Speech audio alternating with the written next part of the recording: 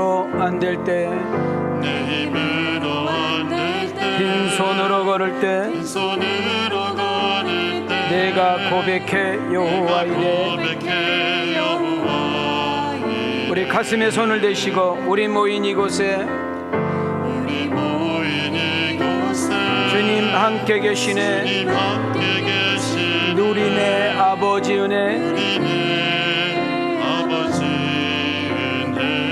적은 떡과 물고기, 작은 떡과 물고기, 내 모든 것 내 모든 드릴 때 드릴 때 모두 고백해 여호와 이래. 여호와 이래. 우리 두 손 들고 신앙 고백합니다. 일하시네 주가 일하시네 주께 아끼지 않는 자에게 주가 일하시네 주가 일하시네 사랑하는 자에게. 가사 한번 좀 띄워주세요. 날이 저물어 갈 때, 빈들에 걸을 때, 그때가 하나님의 때. 하나님은 시간을 초월하고 장소와 공간과 환경을 뛰어넘어서 일하신 하나님인 줄 믿습니다. 그리고 그 밑에 줄 한번 보세요. 우리 힘으로 아무리 노력했는데 빈손이에요. 우리가 정말 노력했는데 안 된 거예요. 그때가 하나님이 때라는 거예요. 그 밑에 구절 띄워줘 보면은 아이 도시락 하나를 소개하고 있는데 그 아이의 도시락이 얼마나 초라했던지, 그 떡과 물고기가 혼자 먹어도 배고픈 양인데 주님께서 드려질 때 모든 사람이 먹고 남았잖아요. 우리는 교회를 수없이 다녀요. 지금 수없이. 저는 사도행전은 오늘 여러분 아세요? 지금 100번째 하고 있어요. 100번째.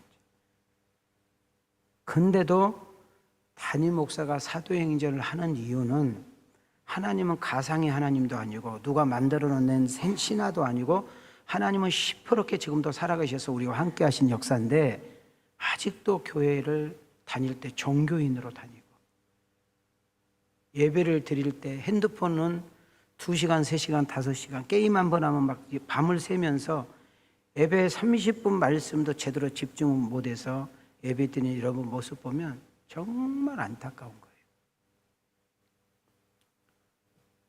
사도행전 강론을 통해서 목회하는 나도 마찬가지고 여러분이 무슨 일을 하든지 어떤 위치에 있든지 어떤 일을 시작하든지 간에 정말로 오늘 이 찬양 가세대로 주께서 일하신다는, 주께서 일해 주셔야 된다는, 그분께서 도와주셔야 된다는 그런 은혜가 있지 않으면 안 되는 줄 믿습니다.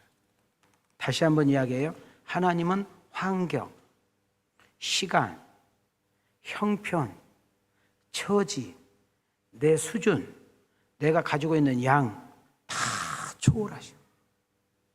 내가 없으면 안 되는 거고, 내가 병들면 못하는 거고, 내 주변에 나를 도와줄 사람이 없으면 우리 인생 그것이 아니라 어떤 환경과 형편과 상황 속에서도 하나님이 나와 함께 하셔서 그분이 나의 인생의 중심에 축만 되어주시면 여러분과 나의 인생은 얼마든지 바뀔 수 있다는 사실을 기억하시기를 원합니다.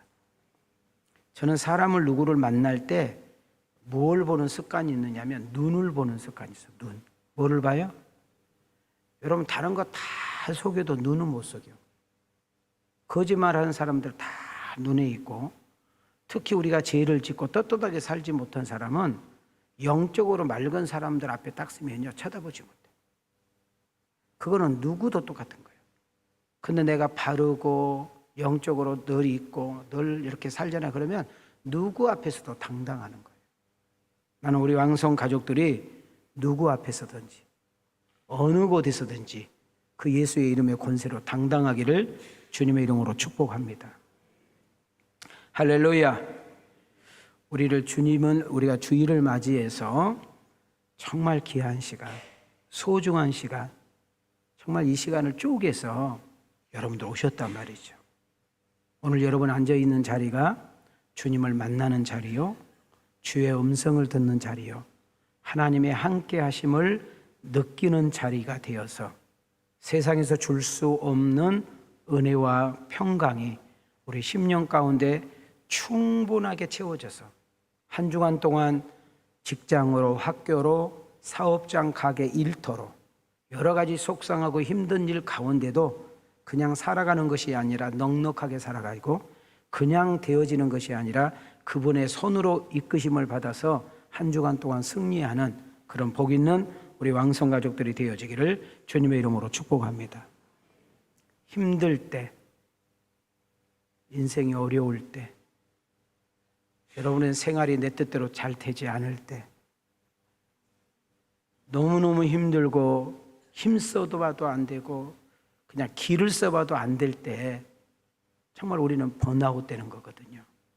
버틸 힘이 없고 지탱할 힘이 없는 거예요. 쓰러질 것 같고 포기할 것 같아요. 그때 우리는 두 단어만 딱 떠올리셔야 돼요. 하나님이 나를 사랑한다. 그 하나님은 나와 여전히 함께한다. 한번 따라합시다. 하나님이 윤민이를 사랑한다. 하나님이 윤민이와 함께한다.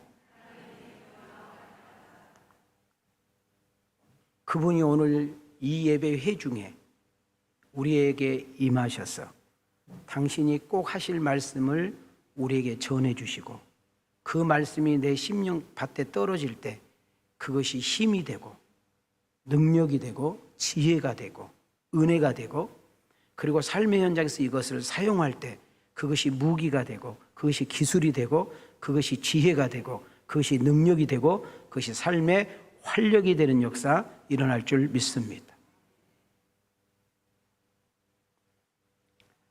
오늘 내 마음을 전부 하나님께 내려놓고 이렇게 예배를 이렇게 드릴 때 하나님의 여러분 머리에 안수하여 주시고, 그래서 하나님이 나를 위로하시고 격려하심을 느끼시고 영적으로, 육체적으로, 정신적으로 아픈 부분들이 치유되고 회복되고, 지금 사도행전이 연속 그런 치유 역사가 일어나니까 여러분, 내가 이 사도행전을 통하여 나도 치유되게 하옵소서, 나도 회복되게 하옵소서, 나도 변하여 새 사람 되게 하옵소서.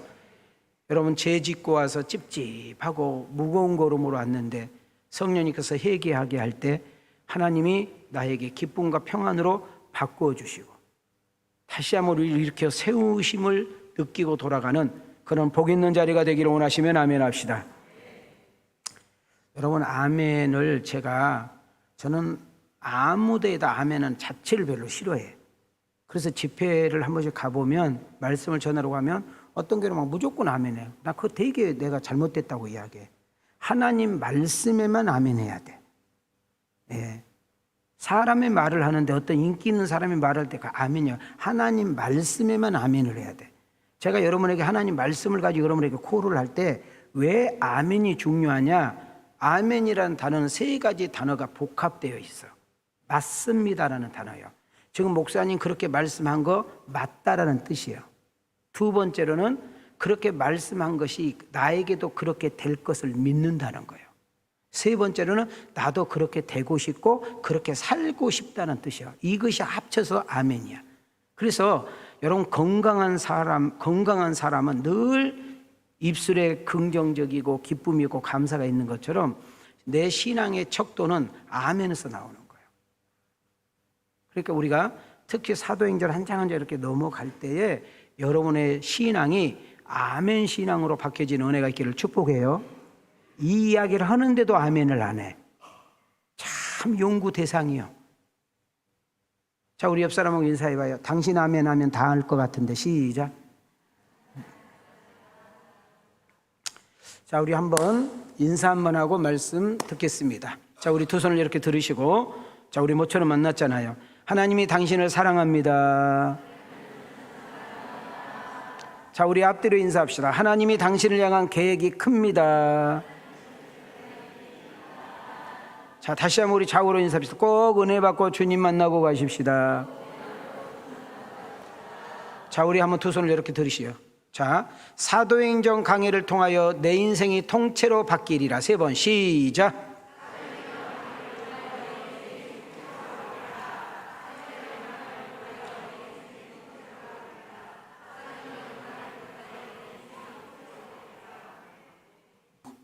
교회가 체인지된지였어요. 근데 예루살렘 교회와 베드로는 12장을 통해서 역사 속으로 사라져. 그리고 안디옥 교회가 세계 중심의 선교지로 탁 서. 자, 2가지 하겠어요. 주인공이 체인지가 됐다. 베드로에서 바울로. 교회가 체인지된다. 안디옥 교회에서 예루살렘 교회에서 안디옥 교회로 체인지가 된다. 우린 여기서 귀한 것을 하나 생각하고 넘어가야 돼요. 사람이고 역사고 모든 것도 유한하구나. 뭐하구나? 아무리 유명하고 대단하고 특별해도 하나님이 쓰실 기간이 있는 거예요. 그리고 그 사람은 역사 속으로 사라지면 또 누군가가 하나님의 뜻을 이룬 것을 볼 수가 있어. 그러면 여기서 우리는 중요한 메시지가 나와요. 하나님, 내가 이왕 우리 가정의 가장으로서, 내가 우리 가정의 아내로서, 하나님, 내가 섬기는 우리 왕성교회 누구로서, 내가 회사의 어떤 사람으로서, 어떤 모임에 내가 누구로서, 밖에 나가면 내가 어떤 사람으로서, 내가 이 맡은 기간과 내가 하고 있는 일이 분명히 끝이 있을 텐데, 내가 모든 것을 놓을 때가 있는데, 나의 끝자락이 아름답게 하시고, 나의 마지막이 아름답게 하시고, 나의 모든 인생, 내가 비록 사라지고 없을지라도 나의 평가가 복되게 하옵소서. 이거 되게 중요한 거예요.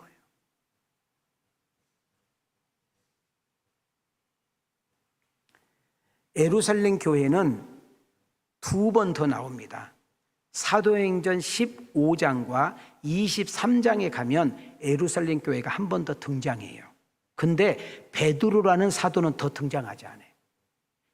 사도행전 12장 17절로 인해서 여러분, 베드로는 역사 속으로 사라지게 됩니다.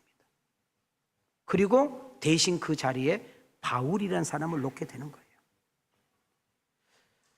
사도행전 28장 내용에서 이 한 구절을 딱 빼버리잖아요. 사도행전이 안 됩니다. 그래서 제가 이 구절은 반드시 외워야 되고, 이 말씀 때문에 사도행전 28장까지 다 간다는 이야기를 내가 소론에 수없이 이야기를 했습니다. 띄워주세요.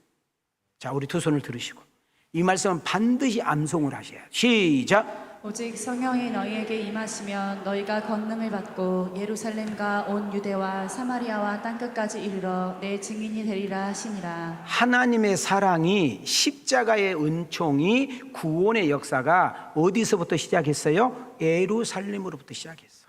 그들이 쳐다보지도 않고 상종도 안 하고 함께 그 동네로 지나가기도 싫은 사마리아 동네까지도 하나님의 사랑이 전파되더니 그것이 땅끝까지 왔어.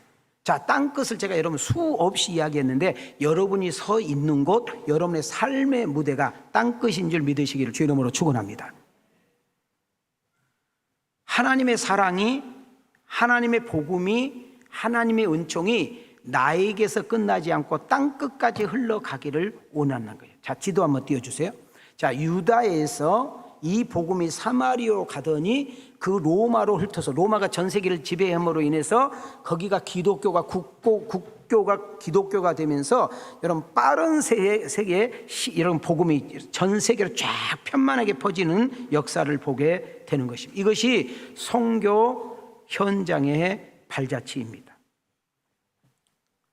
하나님을 믿지도 않는, 하나님을 인정하지도 않는 로마 국가, 지금 전 세계는 미국이라는 나라를 통하여 움직이게 했습니다. 근데 이 미국이라는 나라가 제가 볼 때는 오래 가지 않을 것 같아요. 하나님은 미국이라는 것을 이제는 제끼고 어떤 나라를 통해서 세계를 또 움직일지 저도 모릅니다. 지금 미국이라는 나라가 하는 꼬락서니를 보고 동성연애를 비롯해서 하나님을 대적하는 짓만 하는 거 보면 하나님의 심판, 하나님의 그 축복이 어딘가를 향해서 옮겨지는 것을 보게 돼요. 그러니까 지금부터 2000년 전에는 로마라는 나라가 전 세계를 휘어잡았어요. 그러다 보니까 그 옆에 있는 이스라엘 조그만한 유대 나라도 먹게 된 거죠. 예수님을 인정하지도 않고 기독교를 반드시 무너뜨려야 된다고 하는 유대인들, 사울도 유대인이었잖아요. 그들은 목숨을 걸고 힘을 동원하여 지식을 동원하여 자기들의 모든 것을 다 동원하여 그 핍박과 도구라는 것을 사용하여 기독교 말살 정책을 썼고 예수 믿는 사람을 씨를 말려버리겠다고 그들은 무서운 핍박. 여러분 심지어 우리가 그 당시의 핍박을 보면요, 여러분 기독교인들을 딱 운동장에 세워놓고 사자를 풀어요. 그 사자들이요 막 머리를 뜯고 막 살을 뜯고 돌아오면서 막 먹어. 그것을 보면서 로마 사람들은 막 쾌감을 느껴. 인간이 이렇게 악해요. 또 하나, 예수 믿는 사람은 이렇게 된다 해서 뻔때를 하는데, 여러분 장작을 쫙 올려놓고 사람을 산채로 거기다 묶어.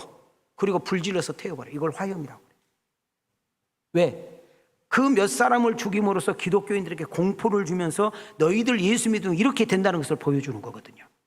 그리고 제가 수없이 이야기했죠. 지금 이 사도행전이 기록된 당시에 기독교인들은 어떤 취급을 받았냐. 잡아요. 공무원이 예수 믿는다. 쫓겨납니다. 어떤 단체의 장과 리더자가 예수를 믿는다. 그만둬야 됩니다. 그만두고 믿어야 되는 거예요. 여러분 집에서 내가 예수를 믿는다 그러면 그 부모님의 재산 포기해야 됩니다. 형제들의 관계 다 끝나요. 동네에서 왕따 당해. 그러니까 예수를 믿으면 손해고 예수를 믿으면 내게 유익이 하나도 없어. 그러면 우리의 상식으로 볼 때, 우리의 개인적인 관념으로 볼 때, 우리 기본적인 보통적인 생각으로 볼 때 예수 믿는 사람이 있으면 안 돼. 예수 믿는 사람도 다 안 믿어야 돼. 근데 놀라운 것은, 잡아요. 지금 미국이라는 기독교는 시들어져. 지금 쓰러지고 있었죠. 곧 넘어져. 그런데 하나님이 인도라는 나라하고 지금 중국이라는 나라의 기독교 인구가, 지금 인도하고 중국이 기독교를 그렇게 핍박하거든요. 근데 정말 최소 아주 작게 봤을 때 중국은 2억 기독교, 인도는 이미 2억이 넘었다고 이야기해요. 여러분 그들의 2억은요, 죄송해요, 여러분과 나의 신앙과는 잽이 안 돼. 목숨을 걸고 신앙생활하는 거예요. 오늘 지금 이 자리에 사도행전 내가 100번 강의를 했는데도 여전히 종교인으로, 교회에 안 나가면 좀 찝찝해.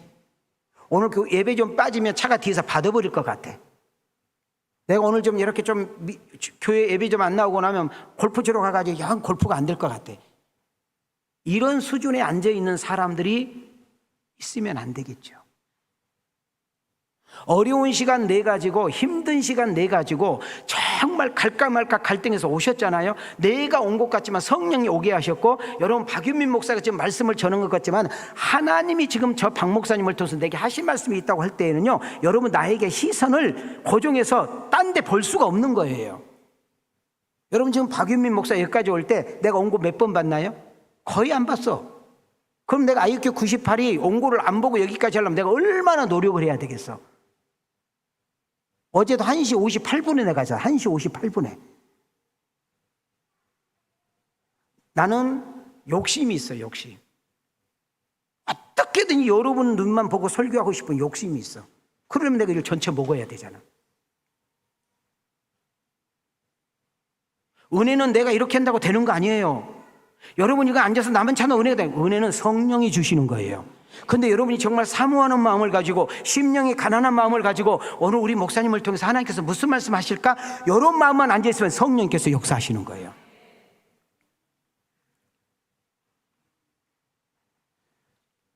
역사적으로 볼 때에 헤롯이라는 가문은 그 일대에서 끝나지 않고 지금 일대, 예수님이 태어났을 때 헤롯왕 일대, 지금 사도행전 12장에 소개되고 있는 이 헤롯왕은 3대. 그럼 무슨 말일까요? 예수님이 태어났을 때 있었던 헤롯왕이 이 지금 사도행전 12장의 헤롯왕은 손자. 이해가 되셨나요? 이게 3대가 내려온 거예요. 이 앞주에도 제가 이야기했죠. 이 헤롯의 가문은 조상이 누굴까 봤더니 에돔. 그럼 에돔이라는 나라는 족속은 누구로부터 시작됐는가 봤더니 에서. 자, 예서는 누구야? 이삭의 쌍둥이의 큰아들. 자, 이해가 되셨나요? 그런데 잘 봐요. 할아버지도 그렇게 못돼 먹었더니 손자까지도 이렇게 못돼 먹은 짓을 한다 그 말이지. 여러분, 저는 축복합니다. 건강도 예수 안에서, 행복도 예수 안에서, 성공도 예수 안에서, 여러분 출세도 예수 안에서, 모든 사람들이 존경하고 모든 사람이 사돈 맺고 싶고 모든 사람이 친구하고 싶고 모든 사람이 네가 믿는 예수를 믿고 싶은 나도 내가 너 보면 그러고 싶다라는 것도 우리는 예수 안에서 이루어져야 될 줄 믿습니다. 그러니까 헤롯이라는 가문은 연속 그런 권세와 권위를 가지고 있음에도 불구하고 하나님을 대적한 일만, 하나님께 저주받을 짓만 했단 말이죠. 그의 할아버지 예수님이 태어났을 때 헤롯은 왕이 태어났다니까. 내가 왕인데 또 누가 왕이 태어났어. 그래서 2세 이하, 몇 세 이하? 2세 이하를 다 죽여버렸잖아. 제가 이스라엘 처음 가가지고 베들레헴이라는 예수님 탄생교회를 갔어요. 그랬더니 히브리 대학의 박사가 나와서 강의를 우리한테 설명을 해주는데, 목사님들 진짜 이것이요 신화가 아니라 역사적인 사실이 증거인지 뭔지 아세요? 진짜 이 베들레헴은 이 조그만, 그 당시에 정말 진짜 뭐 150가구도 뭐 될까 말까, 뭐 200가구가 될까 말까 이런 작은 마을이었는데 아이들 있죠. 아이들 해골이 한 군데서 150개가 발견됐어요. 역사적인 증명이잖아. 지금 헤로당, 지금 사도행전 12장에 나타난 헤로당은 어떤 놈이요?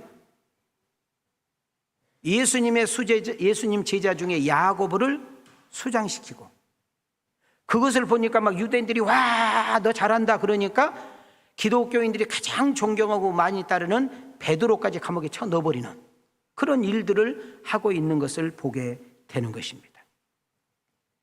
여러분, 유대인들은, 이스라엘 사람들은 무슨 국가를 형성했느냐 하면, 따라합시다. 신정국가. 자, 중요한 메시지가 나가요. 신정국가란 말이 무슨 말이냐? 하나님이 주인된 나라, 하나님이 친히 다스리기를 원하시는 나라를 말하는 거예요. 자, 오늘 이브에 나온 여러분들, 온라인을 통해서 들어온 성도들에게 축복합니다. 나는 여러분이 분명히 호주입니다. 여러분의 가정의 가장입니다. 여러분 가게의 사장입니다. 여러분 기업의 사장입니다. 여러분 회사의 전무이사입니다. 여러분 학교 가면 선생님입니다. 여러분 공무원입니다. 어떤 위치에 있든지 간에 여러분은 항상 누가 나를 높이고 인정하고 자랑할 때 항상 나는 나의 주인은 하나님이시다. 하나님이 통치하시고, 하나님이 우리 가정을 통치하시고, 하나님 우리 가게와 기업을 운영하시고, 하나님 이 교회를 경영해 주셔야 된다고 믿을 때부터 하나님의 놀라운 역사가 나타날 줄 믿습니다. 그런데 헤롯 왕의 가문은 하나님이 있다 없다? 생각해 보아야 돼. 하나님이 있다 없다? 없다니까. 여러분, 때로는 살다 보면 몸이 아플 때도 있고요, 우리 교회 어떤 성도님이 장사가 좀 잘 된 집이 있어요. 항상 갈 때마다 낮에나 저녁에 한 번씩 가보면 항상 손님이 버글버글했어. 그래서 뭐 어떨 때는 때로는 담임 목사가 하니까 막 신경도 써주고, 그래서 사실 그 집을 한 달 가까이 넘게 바쁘기도 하고 못 갔거든요. 그래서 제가 한 2주 전에 나갈 때 인사하면서 여전히 손님 많죠? 그랬더니 아니라는 거예요. 한 달 정도 됐는데 손님이 뚝 떨어졌다는 거예요. 참 음식이 맛있는 집이거든요. 그래서 제가 며칠 전에 일부러 한번 갔어요. 보니까 한 몇 테이블이 있는데, 또 사장님은 이제 본인들이 평상시에 팔았던 것이 있으니까 그런지 몰라도 그만큼 어렵습니다. 지금 경기가 어렵다는 거죠. 여러분, 자, 인생이 힘들 때, 생각지 못한 변수가 생길 때, 잘 할 거라고 생각하고 잘 될 거라고 생각하고 대박 날 거라고 했던데 잘 안 될 때, 믿었던 사람이 나에게 등을 돌리고 믿었던 사람이 내게 칼을 꽂고 믿었던 사람이 나를 배신할 때, 아무리 힘을 쓰고 용을 써봐고 노력하고 애써봐도 항상 제자리일 때, 내가 살아야 될 이유가 있나? 이렇게 해도 내가 꼭 교회 나가고 예수 믿어야 되나? 막 이럴 때 있잖아요. 그럴 때 우리는 꼭 기억해야 될 성경 구절 하나 있습니다. 띄워줘봐. 자, 우리 한번 손 한번 이렇게 올리십시다. 자, 시작. 그러나 너희는 택하신 족속이요 왕같은 제사장들이요 거룩한 나라요 그의 소유가 된 백성이니, 이는 너희를 어두운 데서 불러내어 그의 기이한 빛에 들어가게 하시니에 아름다운 덕을 선포하게 하려 하심이라. 자, 이 말은 뭐냐면은 하나님이 나를 사랑한다는 거예요. 하나님이 나와 함께 한다는 거예요. 하나님이 나를 선택했다는 거예요. 세상 끝날 때까지 나를 책임지시겠다는 거예요. 나는 그냥 보통 사람이 아니라, 그냥 그저 사람이 아니라, 그냥 되는 대로가 아니라 하나님이 나를 존귀하게 여기는 사람이고, 나를 귀하게 여기는 사람이고, 하나님이 나를 기대하고 계시고, 하나님이 나를 향한 놀라운 일들이 있다는 사실을 놓치지 않기를 소망합니다. 나는 아픈데? 부부간에 갈등이 있어서 언제 도장 찍어야 될지 모르는데, 내가 그 자식 새끼 하나 보고 살았는데 자식 새끼마저도 그럴 때 하는 일들이 어렵고 늘 들려진 소식이 슬픔이요 정말 안타까운 소식이 있을 때 우리는 이 말씀, 하나님이 나를 선택했다, 그 하나님이 나와 함께한다, 그 하나님이 나를 버리지 않았다, 그 하나님이 나를 포기하지 않는다, 그 하나님이 우리의 가정을, 그 하나님이 우리의 부부를, 그 하나님이 우리의 자녀를, 그 하나님이 우리의 가게와 기업을 만지시고 도우시고 역사하시면 된다. 하나님, 이 가정을 지탱하게 하시고 견디게 하시고 이기는 역사가 일어나게 하옵소서.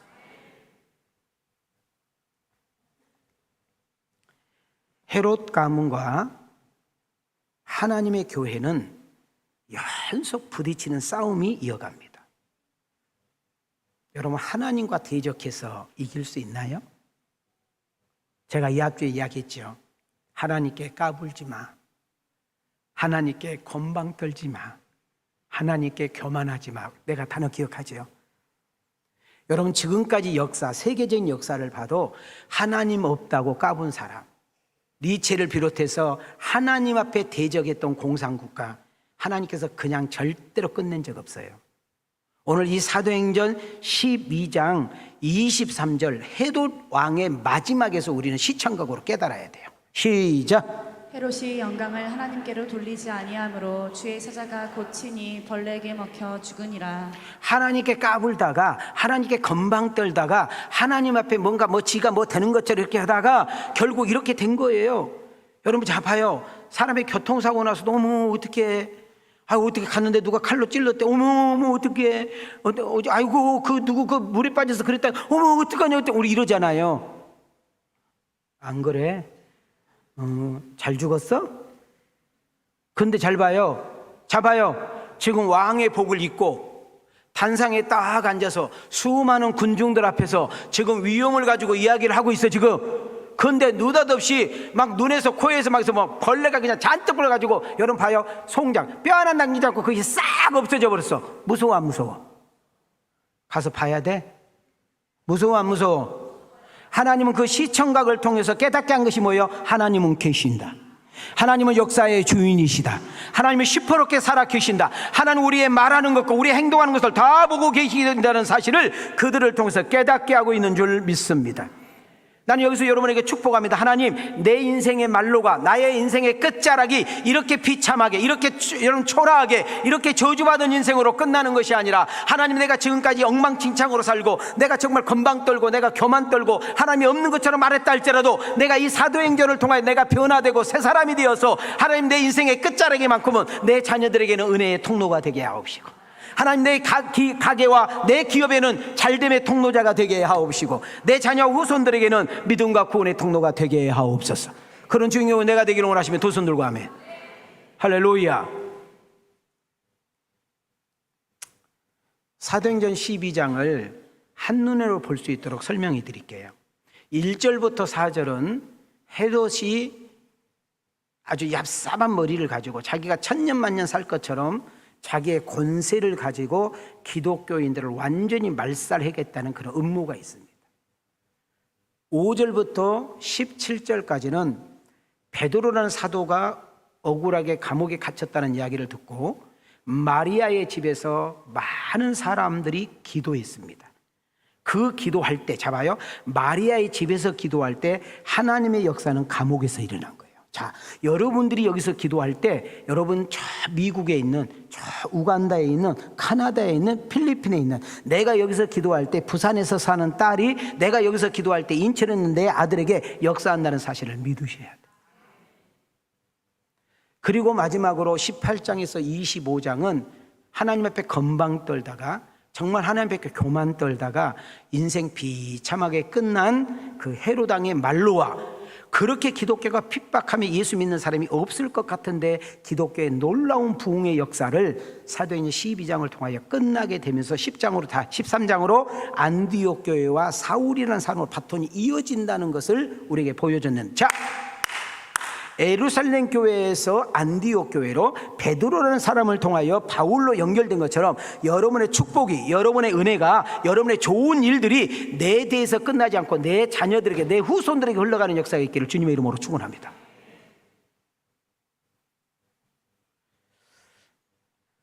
자, 아까 이 헤롯, 사도행전에 나타난 헤롯은 아그리빠 1세, 예수님 탄생할 때 소개된 헤롯 왕의 손자라고 제가 이야기를 했습니다.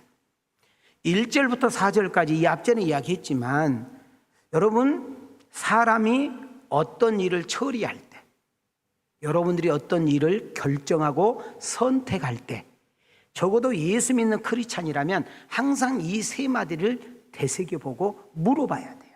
자, 첫째, 자, 봐요. 내가 직장을 선택할 때, 배우자를 선택할 때, 어떤 이사를 갈 때, 어떤 사업을 결정할 때, 가게를 시작할 때, 어떤 중요한 일을 할 때 항상 앞에 세 단어를 물어보라는 거예요. 첫 번째가 뭐냐면, 혹시 이거 법에 저촉되는 거 아니야?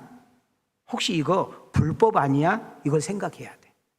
아무리 돈 된 것 같고 아무리 좋은 것 같아도 법에 저촉되거나 불법된다? 멈춰야 돼. 두 번째로, 혹시 내가 이거 하는데 양심에 혹시 깨리찌한가? 이거 예수 믿는 사람이 하면 안 되는 거 아니야? 이런 양심이 있잖아요. 이 양심에 자꾸 가책이 되고 그러면 멈춰야 돼. 마지막은 하나님 앞에, 하나님 뜻에 맞지 않거나 하나님 말씀에 어긋난다. 그것이 억만금 천만금이 되고 아무리 좋아도 하면 안 돼. 띄워줘봐. 읽습니다.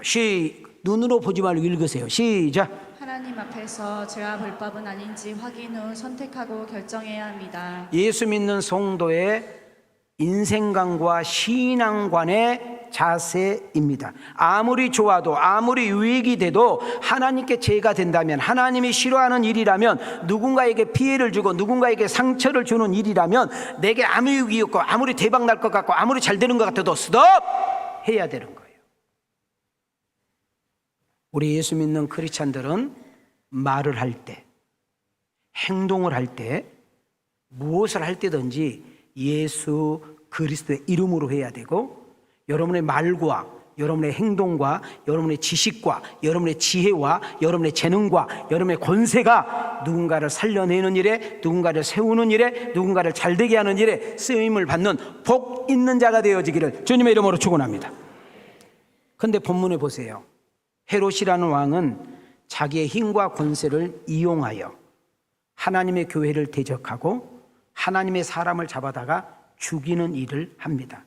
얼마나 어리석고 미련하고 가련한 인생인가요? 1절로 가겠습니다. 시작. 그때에 헤롯 왕이 손을 들어 교회 중에서 몇 사람을 해하려 하여. 저는 여러분들에게 축복해요. 이거는 저에게도 하는 이야기예요. 하나님, 내 일생 동안 하나님의 일에 대적한 자가 되지 않게 하시고, 하나님의 교회를 허무는 자가 되지 않게 하시고, 그리고 전도의 문을 막고 하나님의 영광을 가르는 일에 앞장서는 내가 되지 않도록 도와주세요. 이거 되게 중요합니다. 제가 아까 방금 말한 대로 아그리빠 1세는 로마라는 힘에 바싹 붙어가지고 그 로마의 정권에 압으로 해가지고 어마어마한 재산을 축적을 하는 부유한 자가 됩니다. 유대인들, 기독교인들을 싫어하는 그 혐오감을 이용하여 여러분이 잘 아는 예수님의 제자 가운데 첫 번째 야고보를 순교시키고, 그리고 너무너무 기독교인들이 존경하고 따르는 베드로를 감옥에 쳐넣어서 6월절이 지나고 난 다음에 무교절이라는 절기가 있는데, 무슨 절기? 자, 다시요. 6월절이 끝나고 나면 무슨 절기? 무교절이 있어요. 자, 무교절은 7일 동안 누룩이 없는 빵을 먹어. 누룩이 없는 빵을 먹으면서, 자, 이때에 하지 말아야 될 꼭 두 가지가 있는데, 재판을 열면 안 돼. 누군가를 판결하면 안 되고 누군가를 죽이는 일을 하면 안 되는 거예요. 그것이 법이야. 그런데 그래서 이 아그리파 1세 헤롯이 베드로를 감옥에 쳐넣어놓고 무교절을 끝나기만을 지금 기다리고 있는 내용이에요. 2절과 3절을 한번 보실래요? 시작. 요한의 형제 야고보를 칼로 죽이니 유대인들이 이 일을 기뻐하는 것을 보고 베드로도 잡으려 할세 때는 무교절 기간이라. 자, 야고보를 죽이는 무기가 뭐예요? 저 써있는 무기가 뭐예요? 자, 그리고 어떻게 죽였다겠어요? 참수형. 참수형이란 말은 목을 잘랐다는 거예요. 잘 들으세요. 자, 여기서 우리가 그냥 야고보가 죽었대가 아니라 지금 이 아그리파 1세가 지금 유대인들 앞에서, 많은 군중들 앞에서 이 야고보를 본때를 보여서 죽였는데 어떻게 죽였다고? 그냥 참수형이라고 그래요. 어떻게 죽였다고? 참수형을 했어. 자, 목을 잘라서 죽였단 말이에요. 잘 봐요. 이거는 여러분 유대인들에게 가장 수치스러운 죽음이 이 죽음이에요. 가장 사람들이 싫어하고 혐오감 느끼게 하는 것이 목 잘리는 거예요. 그걸 아그리파 1세가 교묘하게 이용한 거예요. 그런데 그 유대인들이 가장 싫어하고 가장 혐오스럽게 생각하는 것이 참수형인데, 그렇게 했더니 유대인들이 너무 좋아하는 거예요. 막, 와, 너 잘한다, 진짜 잘한다, 진짜 잘한다 이러니까 거기다가 뿅 가가지고, 그래? 그러면 내가 더 보여주지 해서 베드로를 잡아다가 집어넣었다 그 말이지. 자, 여기서 우리 역사적인 배경을 잘 알아야 되는데, 베드로가 지금 감옥에 들어갔는데 처음 들어가지 않고 2번 들어갔어. 그리고 지금 들어가는 사도행전 12장의 감옥은 3번째 들어간 거예요. 그러니까 베드로가 감옥에 몇 번 들어갔다? 그런데 베드로가 감옥에 2번 넣었는데 그냥 나와버려. 그러니까 이 아그리파 1세가 무슨 걱정이 있느냐면, 이 새끼 또 집어넣는데 또 나오는 거 아니야? 이런 걱정 돼, 안 돼? 우리 나쁜 헤롯 한 1분만 대봐. 여러분이 헤롯 되면 그런 생각이 들어, 안 들어? 그래서 잘 봐요. 그냥 한두 명 그냥 보초 쓰지 않고 4명씩 조를 짜가지고, 몇 명씩 조를 짜가지고? 4교대로. 그러니까 불철주야 그 베드로가 도망가지 못하도록 지켰다 그 말이에요. 4절 시작. 잡음에 옥에 가두어 군인 내식인 네페에게 맡겨 지키고 6월절 후에 백성 앞에 끌어내고자 하더라. 자, 지금 제가 설명하고 하니까 딱 이해가 되죠? 자, 그러면 잘 봐요. 지금 감옥에 갇힌 베드로, 쇠사슬에 꼭꼭 묶여있는 베드로. 여러분, 문도 하나가 아니요, 막 2겹 3겹 문을 닫았어. 몇 겹으로 지금 현재 감옥 문이 작졌어. 거기에 4명의 군인들이 겹겹으로 좀 쌓여있어. 백발백중으로 베드로는 빠져나올 수가 없고 거기서 반드시 죽어야 되는 거예요. 이렇게 악한 짓, 못된 짓을 이 아그리파 1세 헤롯이 하는 이유는 오직 유대인들에게 인정받고 싶은 거예요.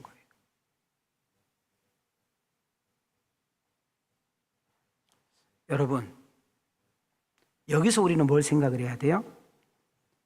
잘 들으세요.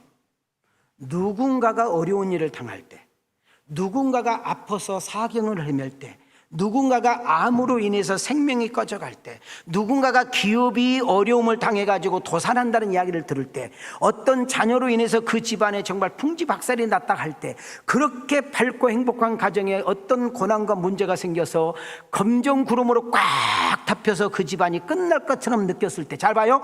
내가 인생이 힘들 때, 내가 인생이 어려울 때, 길이 보이지 않을 때, 캄캄할 때, 절망스러울 때, 낙심될 때, 힘이 없을 때, 돈이 떨어졌을 때, 여러분 모든 것이 다 연처럼 끊어졌을 때 우린 딱 하나 해야 될 것이 있어요. 옆 사람 보고 이야기합니다. 기도 부탁하셔요. 이만원 수의 소리가 그렇게밖에 안 나와요. 다시요. 기도 부탁하셔야 돼요.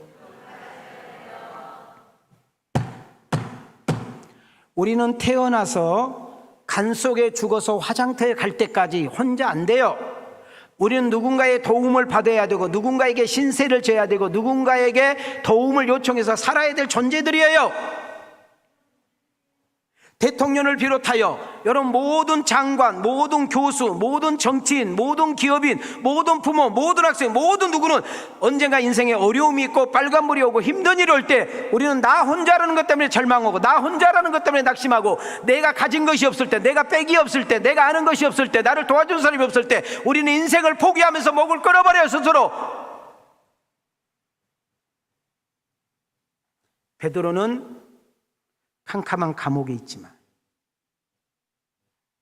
감옥문이 몇 겹으로 닫혀 있지만, 옴짝달싹하지 못하도록 손과 발이 쇠사슬로 묶여 있지만, 잘 들으세요. 베드로 사도를 통해서 은혜 받았던 성도들이, 베드로 사도를 통해서 고침받았던 수많은 아낙네들이 마리아라는 집에서 베드로를 위해서 기도합니다. 저는 이 본문을 오랫동안 묵상했어요. 한 주간 동안. 저들이 과연 무슨 기도했을까? 성경에 안 나와요? 어떤 기도했을까 하고 제가 묵상을 하다가 두 가지 생각을 하게 됐어요. 두 가지. 첫 번째는 잘 봐요. 하나님, 우리 베드로 사도 이렇게 죽으면 안 되잖아요. 이거 말이 안 되는 거잖아요. 하나님 살려주세요. 하나님의 능력은 전지하시고 하나님은 못할 것이 없으니까 우리가 여기서 기도할 때 하나님께서 그들을 우리 베드로 그 사도를 구출해 주시기로 원하면 아직 해야 될 일이 많잖아요. 이런 기도했을 것 같아요. 또 하나 기도는 하나님, 베드로를 통해서 하나님 마음껏 일하셨는데, 베드로를 통해서 하나님 큰 일을 해오셨는데 베드로 사도 사역이 거기까지인가요? 하나님이 여기서 베드로의 영혼을 데려가실 건가요? 그렇다면 우리 베드로 사도가 순교 앞에서 당당하게 하시고, 순교 앞에서 담대하게 하시고, 정말 그 순교 앞에서도 하나님의 이름이 나타날 수 있도록 도와주옵소서. 그 베드로에게 힘을 주시옵소서. 그런 기도하지 않았을까요? 자, 읽으십시다. 5절 시작. 이에 베드로는 옥에 갇혔고 교회는 그를 위하여 간절히 하나님께 기도하더라. 자, 우리는 여기서 귀한 메시지 하나 놓치지 맙시다. 우리는 어려운 일이 있잖아. 잡아요. 우리가 어려운 일이 있어. 급한 일이 있어. 근데 나는 힘이 안 돼. 나는 돈이 없어. 내 주변에 없어. 그럼 어떻게 해요? 막 백방백중으로 막 돌아다니면서 친구의 삼촌, 친구의 막 오빠 돌아다니면서 도와달라고. 내가 이런 일이 있는데 도와달라고. 내가 이런 힘든 일이 있으니까 도와달라고. 내가 이런 일이 있으니까 좀 도와주면 안 되겠냐고 그러는데, 잘 봐요. 예루살렘 교회 교인들은 마리아의 집에서, 잘 봐요. 우리가 아는 사람 가가지고 서명운동하자 인간적인 방법으로 하지 않고 그들의 모든 해답은 하나님께 있음을 믿고 그들은 기도를 전심으로 했다, 그렇게 말을 합니다. 우리는 해볼 것 다 해보고 찾아다닐 것 다 해보고 내가 누구도 찾아보고 누구도 누구한테 안 도와주고 그때 아버지 하고 하는데, 여러분 여기에 나타나는 5절은 사람을 찾아가지 않고 어떤 법적인 걸 찾아가지고 어디 힘 있는 사람을 찾아가지 않고 하나님, 우리가 여기서 기도하면 그 감옥에서 일하시는 하나님을 믿습니다 하고 기도했다, 그 말이에요. 하나님께 한 자리에 모여 집중 기도하고 온 힘을 다하여 간절히 기도, 하나님께만 집중했다, 그 말입니다.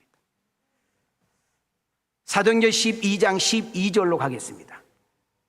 시작. 깨닫고 마가라 하는 요한의 어머니 마리아의 집에 가니 여러 사람이 거기에 모여 기도하고 있더라. 여러분, 이미 베드로가 하나님의 은혜로, 하나님의 기적으로 구출 받아가지고 그의 발걸음을 인도했더니 저렇게 기도하는 집에 간 거예요 지금. 그러니까 잘 봐요. 누가 기도했는가 봤더니 예루살렘 교인들이, 베드로를 통해서 은혜 받았던 무리들이 누구의 집에서 했던가 봤더니 요한의 어머니 마리아의 집에서 뭐란가 봤더니 합심하여 연합으로, 잘 봐요. 우리가 누군가 어려울 때, 어느 가정이 어려울 때, 어떤 성도가 어려울 때 우리가 연합으로 합심하여 누군가를 기도하는 거 엄청나게 중요한 일인 줄 믿습니다. 베드로 사도를 위해서, 갇힌 베드로 사도를 위해, 절망의 현장에, 낙심의 현장에, 꼭꼭 닫혀있는 현장에, 더 이상 길이 보이지 않는 그 현장에 여러분 그 무리들이 합심하여 기도할 때에 어떤 역사가 일어났어요. 자, 5절 다시 보실래요? 5절 시작. 이에 베드로는 옥에 갇혔고 교회는 그를 위하여 간절히 하나님께 기도하더라. 자, 여기서 기도하는 사람들, 자, 우리가 기도할 때 중요한 것은 믿음의 기도가 중요해요. 이 믿음을 성경에서는 의인으로 어떻게 배워요? 의인, 믿음이 있는 사람을 뭘로 표현했다고? 의인. 자, 야고보서로 한번 가볼게요. 시작. 그러므로 너희 죄를 서로 고백하며 병이 낫기를 위하여 서로 기도하라. 의인의 간구는 역사하는 힘이 큼이니라. 따라합시다. 의인의 기도는, 믿음의 기도는 능력이 있다, 기적이 있다, 은혜가 있다. 아멘인가요? 여러분, 베드로는 지금 시한부 인생이에요. 언제 죽을지 모르는 거예요. 그러면은 잘 봐요. 여러분과 내가 베드로 같으면 무서워해야 되고 두려워해야 되고 근심 걱정에 사로잡혀 있어야 되고 잠을 자고 싶어도 잠이 안 와야 돼. 왜? 감옥이 캄캄하잖아. 여러분, 감옥은 차갑잖아. 정말로 여러분 쇠사슬을 묶여 있는데 잘 움직이지도 못해. 그런데 성경에 보니까 도저히 이해가 되지 않는 성경 구절이 나옵니다. 7절입니다. 7절 시작. 호련히 주의 사자가 나타나매 옥중에 광채가 빛나며 또 베드로의 옆구리를 쳐 깨워 이르되 급히 일어나라 하니 쇠사슬이 그 손에서 벗어지더라. 자, 여기서 중요한 거 놓치지 마세요. 지금 마리아의 집에서 합심기도했어요. 지금 마리아의 집에서 통성기도했어요. 근데 하나님은 어때요? 하나님은 당신의 사자를 감옥에 보내가지고 거기서 일을 하고 계셔요. 자, 봐요. 여기서 마리아의 집에, 자, 감옥 밖에서 기도했는데 하나님의 일은 감옥 안에서 지금 일이 벌어지고 있는 거예요. 근데 잘 봐요. 하나님의 사자가, 천사가 거기 딱 나타나니까 캄캄한 감옥이 어떻게 바뀌었어? 환하게 바뀌었어. 여러분, 우리가 아무리 잠을 자고 있다가 누가 불 켜게 되면 눈 떠요, 안 떠요? 아, 빨리 불 꺼! 해, 안 해? 만약에 안 하면 참 좋은 병원 가보셔야 돼. 그 다음 두 번째 봐요. 그 광채가 그 감옥을 덮었는데 여전히 베드로는 하나님의 사자가 온 줄도 모르고 자. 어느 정도 깊이 잤는가 봤더니 잘 봐요. 하나님의 사자가 옆구리를 쳐서 깼다는 거예요. 그냥 잘 정도가 아니라 어떻게 잤어? 푹 잤어. 그리고 뭐라고 그래? 일어나. 눈을 비주고 일어나. 지금 쇠사슬 묶여 잘 움직이지도 못해. 근데 잘 봐요. 급히 일어나. 그랬더니 봐요. 쇠사슬이 그의 몸에서 벗어진지라. 여러분, 우리가 기도를 하면, 자, 절 봐요. 우리가 기도를 하면 하나님은 닫힌 것을 열으셔요. 묶인 것을 풀으셔요. 어둠의 권세, 흑암의 권세는 떠나가게 하는 것입니다. 절망과 낙심이 변하여 소망과 위로가 되게 하시고, 여러분 죽음과 끝자락에 있는 우리에게 소망이 나풀거려서 그 하나님을 찬양하는 역사가 일어나는 것입니다. 사람의 끝이라 할지라도, 사람이 끝났다 할지라도 하나님이 찾아오셔서 일하시고 만지시고 도우시면 우리의 인생은 얼마든지 새롭게 시작된다는 사실을 믿어지면 두 손 들고 아멘.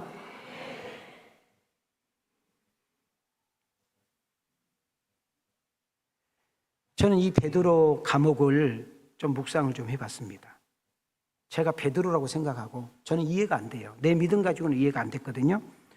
아무리 봐도 베드로는 죽음에 대한 두려움이 없었어요. 죽음의 공포를 찾을 수가 없었어요. 지금 헤롯이 무교절 지나면 죽인다 했는데도 그 적에 대한 무서움도 없어요. 여러분, 감옥에서 이렇게 잠잔다는 거 말이 됩니까?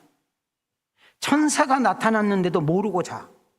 그 빛이 그 감옥을 환하게 비쳤는데도 여전히 자. 옆구리를 차서 깰 만큼 깊이 잤어. 여러분, 지금 그리고 더 놀라운 것은요, 그 천사가 일어나 하고 일어날 때 어떤 일이 벌어졌어요? 쇠사슬이 풀리고 옥문이 열리고, 여러분 그들을 지키는 간수장은 눈이 멀어버리는 역사가 동시에 일어난 줄 믿습니다. 그래서 문 하나 통과하고 또 하나 통과하고 마지막 통과하는데 문이 쫙쫙쫙 열리는 거예요. 여러분, 엉겹결에 따라간 베드로는 무슨 생각을 들었냐? 이걸 내가 꿈을 꾸는 거예요. 환상을 보는 거예요. 그리고 바깥에 딱 나왔더니 자유의 몸이 있고, 여러분 찬바람을 맞으면서 공기를 마시면서, 아, 하나님의 역사네, 하나님이 나를 구출하셨네, 하나님의 역사가 이끌어갔구나, 이렇게 생각하는 것이죠. 우리 한번 가슴에 손을 대보십시다.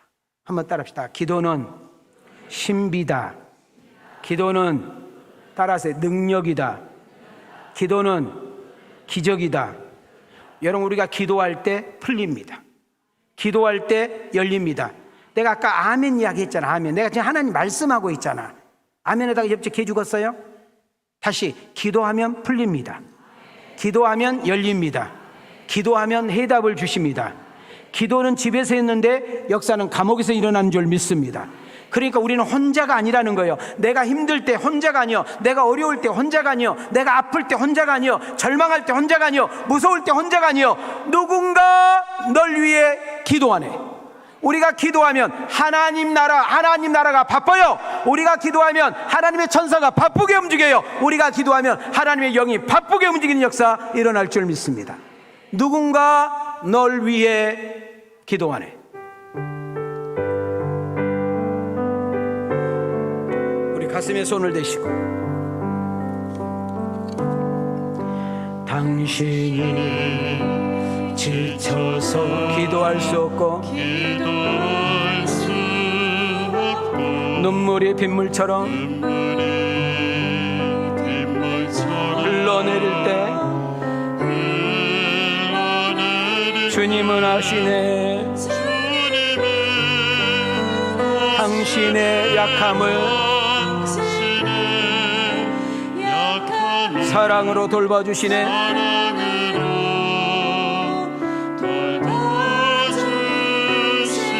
당신이 애로이 홀로 남아있을 때, 당신이 외로이 홀로 남았을 때, 당신은 누구에게 위로를 얻나? 주님은 아시네. 당신의 마음을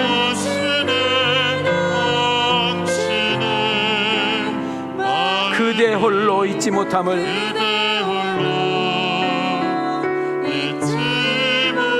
우리 두 손 높이 듭니다. 누군가 널 위해 기도하네. 누군가 널 위하여 누군가 기도하네. 누군가 기도하네. 내가 홀로 외로워서 마음에 무너질 때, 누군가 널 위해 기도하네.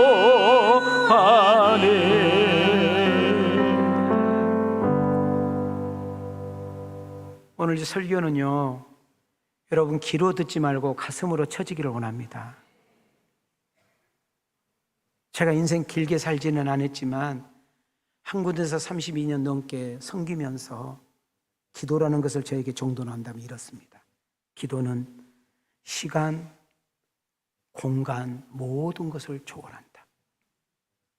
기도는 인간의 생각과 상식을 뛰어넘는다. 사도행전 12장 8절부터 10절까지 우리 한번 크게 읽고 말씀을 마치려고 합니다. 시작! 천사가 이르되 띠를 띠고 신을 신으라 하거늘 베드로가 그대로 하니 천사가 또 이르되 겉옷을 입고 따라오라 한데 베드로가 나와서 따라갈새 천사가 하는 것이 생시인 줄 알지 못하고 환상을 보는가 하니라. 이에 첫째와 둘째 파수를 지나 시내로 통한 쇠문에 이르니 문이 저절로 열리는지라. 나와서 한 거리를 지나매 천사가 곧 떠나더라. 저는 여기서 마지막으로 여러분을 콜합니다. 여러분의 인생이 막혔습니까? 여러분의 인생이 묶였습니까? 여러분의 삶이 막막하고 두렵습니까? 도대체 길이 보이지 않아 캄캄합니까?